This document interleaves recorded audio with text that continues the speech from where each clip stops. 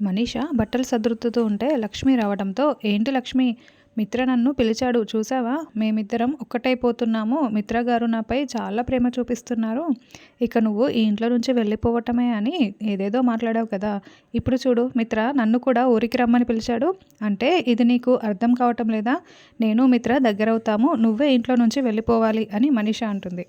ఏంటి మనీష, ఇంత మాత్రానికే నువ్వు ఇంతలా సంతోషపడిపోతున్నావు, అసలు మిత్ర గారు నిన్ను ఎందుకు రమ్మన్నారో తెలుసా, నువ్వు ఒక్కదానివే ఇంట్లో బిక్కుబిక్కుమంటూ ఉంటావని నిన్ను జాలితో రమ్మని చెప్పారు అంతే, నీపై ప్రేమతో కాదు అని.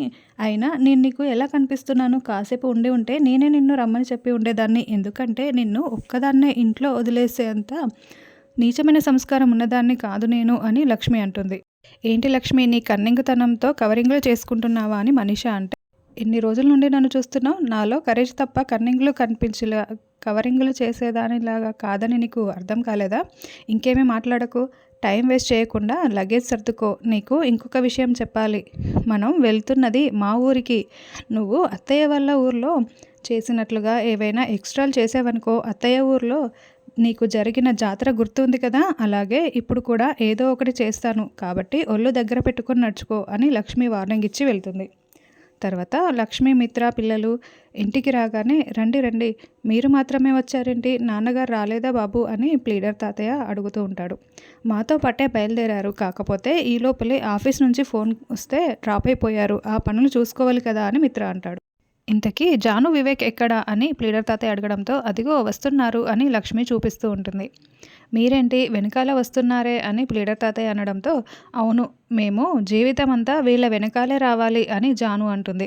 అంటే ఇది చిన్న రోడ్డు కదా తాతయ్య, ఒక కారు వెనకాలే ఇంకొక కారు రావాలి కదా, ఆ విషయం గురించి జాను మాట్లాడుతుంది అని వివేక్ చెప్తాడు. అవునవును, ముందున్న వాళ్ళు స్వార్థంతో కాకుండా సైడ్ ఇస్తే అప్పుడు మనం కారులో ముందైనా రావచ్చు, ఎక్కడైనా సరే ముందుకు రావచ్చు అని జాను అంటుంది. వచ్చి రాగానే జాను భలే మొదలు పెట్టింది కదా ఆంటీ అని మనీష అంటుంది.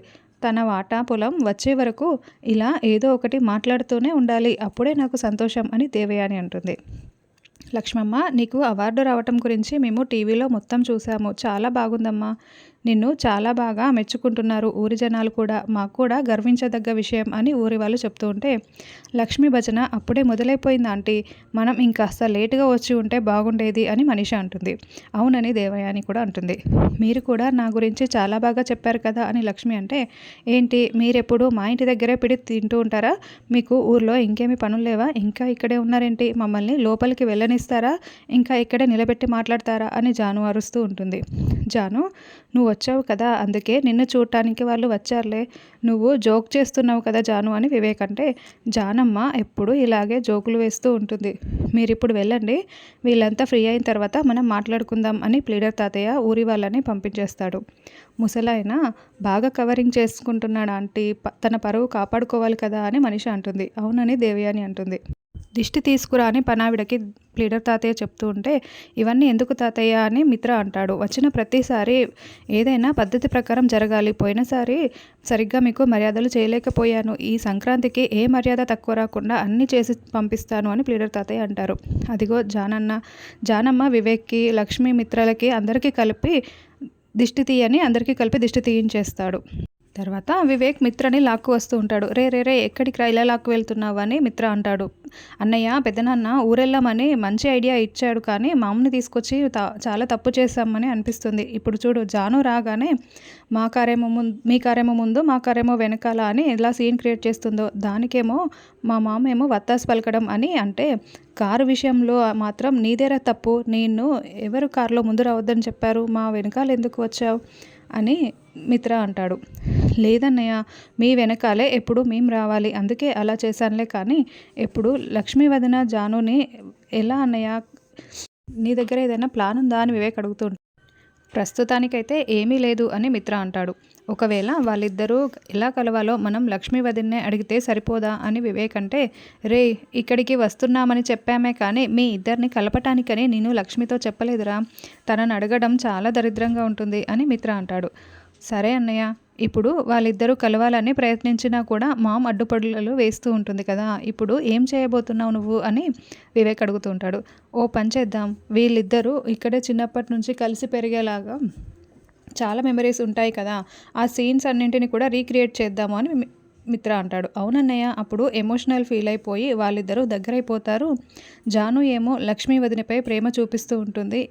లక్ష్మీ వదిన ఎప్పట్లా జానుని ప్రేమిస్తూ ఉంటుంది అని వివేక్ అంటే, అయితే మీ అమ్మ మాత్రం దేవయాని పిన్ని మధ్యలో అడ్పడకుండా చూసుకోవాల్సిన బాధ్యత నీదేనని మిత్ర అంటాడు. అలాగే అన్నయ్య అని వివేక్ అంటాడు.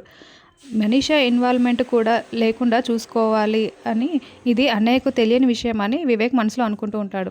తర్వాత లక్ష్మి లగేజ్నంతా తీసుకొని ఒక ఇద్దరు పనివాళ్ళు గదిలోకి వస్తారు. సీనయ్య, కాంతమ్మ ఎలా ఉన్నారు, ఊళ్ళో విశేషాలు ఏంటి అని అడుగుతూ ఉంటే అది అని సీనయ్య నసుగుతూ ఉంటే సైలెంట్గా ఉండు అని కాంతమ్మ చెప్తూ ఉంటుంది.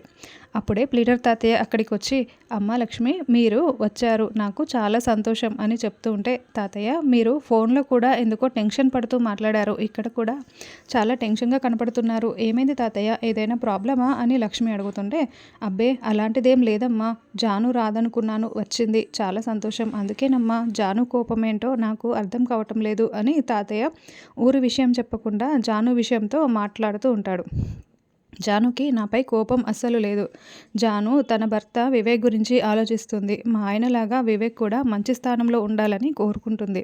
అందుకే అలా ప్రవర్తిస్తుంది అని లక్ష్మి అనడంతో, నువ్వు చాలా మంచిదానివి లక్ష్మి, నీ అంత బాగా ఎవరూ అర్థం చేసుకోలేరు అని ప్లీడర్ తాతయ్య లక్ష్మిని పొగుడుతూ ఉంటే దేవయాని, మనీషా చాటుగా వింటారు. ఈ లక్ష్మీ భజన ఏంటి మనీషా, ఇది వినటానికా మనం ఇక్కడికి వచ్చింది అని దేవయాని అంటే, మరి నన్నెందుకు రమ్మన్నారా ఆంటీ అని మనీషా అంటుంది. మేము వచ్చాం కదా అందుకే నిన్ను రమ్మన్నాను అని. మీరు ఎందుకు వచ్చారో నాకు తెలుసులేండి, జాను పొలం వాటా తీసుకోవడానికే కదా అని మనీషా అంటుంది. అంటే మేము మాట్లాడుకున్నది నువ్వు విన్నావా అని దేవయాని అంటుంది. వివేక్ మీకు ఏం చెప్పి ఒప్పిస్తాడో నేను ఆ మాత్రం గెస్ చేయలేనా అంటే, అయినా వివేక్ మాటల్ని అంత ఈజీగా మీరు ఎలా నమ్మేశారు, వివేక్ తన ఆస్తి వాటానే తీసుకోలేదు, అలాంటిది జాను ఆస్తి వాటాని ఎలా తీసుకుంటాడనుకున్నారు అని మనీషా అంటుంది. అవును కదా, అంటే వివేక్ నన్ను ఇంత మోసం చేసి ఇలా ఇక్కడికి తీసుకొస్తాడా, అక్కడికి జాను చెప్తూనే ఉంది నమ్మకండి అత్తయ్య అని, నేనే వేరే దానిలా నమ్మి వచ్చాను, వాడి సంగతి చెప్తాను అని దేవయాని అంటే, ఆంటీ మీరు వివేక్ చెప్పిన మాటలు విని వచ్చినా కూడా నేనైతే మీ వాటా పొలం మీకు ఇప్పించటానికే ఇక్కడికి వచ్చానులేండి అని మనీషా అంటే, నువ్వెలా ఇప్పిస్తావు మనీషా జాను వాటా పొలాన్ని అని దేవయాని అంటుంది. మనము పొలం తీసుకోమంటే కొట్టేస్తాము, వీలునామా కొట్టేసామనుకో అప్పుడు ఆస్తి మన సొంతం అయిపోయినట్లే కదా, ఇప్పుడు ఆ వీలునామా ఉందనే కదా ఆస్తిని ఈ పొలాన్ని పంచివ్వటం లేదు, అప్పుడు ఆ వీలునామానే లేకపోతే పొలం జానుకి వచ్చేసినట్లే కదా అని మనీషా అంటుంది. అంటే దొంగతనమా అని దేవయాని అంటుంది. మీకు దొంగతనం ఏదో కొత్త అయినట్లు అలా మాట్లాడుతున్నారు ఏంటంటీ అని మనీషా అంటే, అంటే ఇది కొత్త ఇల్లు కొత్త ప్లేస్ కదా అని దేవయాని అంటుంది. చేతివాటం ఉండాలే కానీ కొత్త ఇల్లు కొత్త ప్రదేశం అని ఏముందా ఆంటీ, ఈ రాత్రికే మనం ఆ వీలునామాని కొట్టేస్తున్నాం, జాను పొలం జానుకి వచ్చేస్తుంది, ఆ ముసలోడు ఇక్కడే ఎక్కడో ఈ ఇంట్లోనే భద్రంగా దాచిపెట్టి ఉంటాడు, అది కనిపెడుతున్నాం కొట్టేస్తున్నామని మనీషా చెప్తుంది. అలాగేనని దేవయాని అంటుంది. తర్వాత లక్ష్మి వంట చేస్తూ ఉంటే, చాలా రోజుల తర్వాత నీ చేతి వంట తింటున్నాం లక్ష్మమ్మ అని ఇద్దరు పని వాళ్ళు చెప్తూ ఉంటారు. అప్పుడే మిత్ర వివేక్ అక్కడికి వచ్చి, ఈరోజు ఏంటి లక్ష్మి స్పెషల్ అని అడగడంతో, రేపు భోగి పండుగ కదా రేపటి నుంచి స్పెషల్స్ చేస్తానండి, ఈరోజు నార్మల్ వంటకాలే అని లక్ష్మి చెప్తుంది. సరే కానీ నువ్వు పప్పు చేసావా అని అడగడంతో, చేశానండి అని లక్ష్మి అంటుంది. అన్నయ్య ఏదో ప్లాన్ చేస్తున్నాడన్నమాట అని వివేక్ మనసులో అనుకుంటూ ఉంటాడు. లక్ష్మి, ఎప్పట్లా మనం డైనింగ్ టేబుల్ మీద కాకుండా అందరము కింద కూర్చొని నువ్వు పప్పు, అన్నం, ఆవకాయ, నెయ్యి కలిపి అందరికీ ముద్దలు పెట్టాలి అని అనడంతో, మనం అంటే కింద కూర్చుంటాం కానీ దేవయాని చిన్నత్తయ్యకి మనీషాకి అలవాటు లేదు కదండి కింద కూర్చొని తినడం అని అంటూ ఉంటుంది. ఒక్కరోజుకి ఏమీ కాదులే ఒక్కరోజుకి ఏం కాదు తింటారులే రా రా అని మిత్ర చెప్తాడు. ఇప్పుడు లక్ష్మి అందరికీ కింద కూర్చోబెట్టి పేదరాశి పెద్దమ్మ అవతారం ఎత్తేసి కథలు చెప్తూ అన్నం పెడతా అని మిత్ర అంటే, ఇప్పుడు ఇవి చెప్తున్న కథలు వినాలా అని జాను అంటే, ఇప్పుడు ఒక్కసారి ఏమీ కాదులే జాను అని వివేక్ అంటాడు. దాంతో జాను సైలెంట్గా కూర్చొని తింటూ ఉంటుంది. ఆంటీ కింద కూర్చొని తినడం నా వల్ల కాదు అని మనీషా అంటే, నాకైతే చాలా ఆకలిస్తుంది రా మనీషా అని దేవయాని అంటుంది. ఆంటీ ఒక పని చేద్దాము, వాళ్ళందరూ కలిసి భోంచేస్తున్నారు, ఇదే సరైన సమయం, వీలునామా వెతుకుదాం రండి అని అంటుంటే, అలాగేనని దేవయాని మనీషా వెళ్తారు. అయితే పొరపాటున దేవయాని ఒక వస్తువుని కింద పడేయడంతో, పిన్ని మనీషా మీరు అక్కడేం చేస్తున్నారు, రండి రండి భోంచేద్దురు అని మిత్ర పిలుస్తూ ఉంటాడు. మీ వల్లే ప్లాన్ అంతా చెడిపోయిందా ఆంటీ అని మనీషా దేవయాని తినడానికి వస్తారు. ఇప్పుడు మామూలు కథలు కాదు. రియల్ లైఫ్‌లో లక్ష్మీ జానుల లైఫ్‌లో జరిగిన మర్చిపోలేని మెమోరీస్ ఉంటాయి కదా తాతయ్య గారు! వాటి గురించి మీరు కథలాగా చెప్పండి అని చెప్తూ ఉంటే, అలాగే బాబు అలాంటి మెమోరీస్ ఉన్నాయి. అదిగో అక్కడ మైల పెట్టె చెక్క పెట్టుతున్నారు కదా! అందులో విడిచిన బట్టలు లాంటివి వేస్తారు. దాని గురించి తాతయ్య ఏదో చెప్తూ ఉంటాడు. విడిచిన బట్టలకే తాళం వేసి పెట్టారంటే వీలునామా పెట్టిన బాక్స్‌కి ఇంకెన్ని తాళాలు వేస్తారో అని మనీషా, దేవయాని అనుకుంటూ ఉంటారు.